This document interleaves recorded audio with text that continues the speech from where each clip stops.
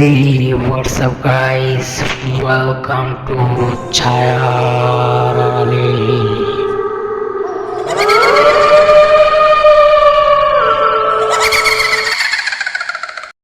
হেই WhatsApp, আমি মোহাম্মদ ফারুক হোসেন ছায়ার আড়ালে চ্যানেল থেকে আপনাদের মাঝে আবার নতুন একটি ভূতের গল্প নিয়ে হাজির হয়েছি। চলুন শুরু করা যাক।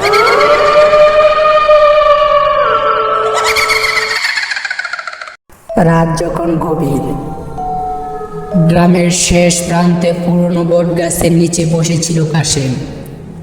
কাজ শেষে বাড়ি ফেরার পথে হঠাৎ টর্চের আলো বন্ধ হয়ে যায়।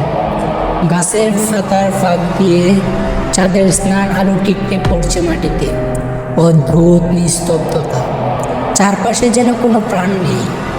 পাশে মনে মনে বলল, এত রাতে এই পথে আসা ঠিক হয়নি। ভয় একটু একটু করে দখল করে নিচ্ছিল তার মনে।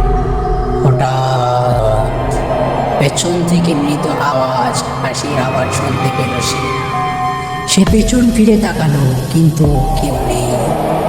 মনের ভুল ভেবে সে আবার হাঁটতে লাগলো, কিন্তু কয়েক কদম যেতে আবার হাসির আওয়াজ।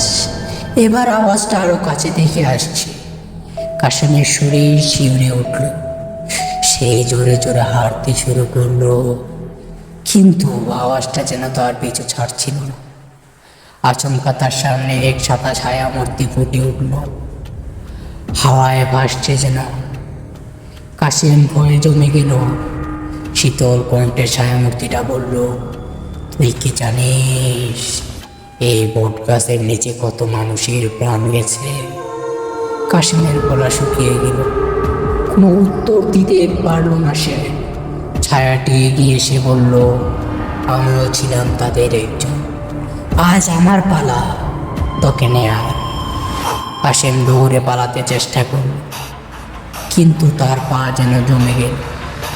চারপাশে সব অন্ধকার, এবং সেই ছায়াটি আরো কাছে এসে বলল, তুই পালাতে পারবি না। এমন সময় ভোরের আলো ফুটল।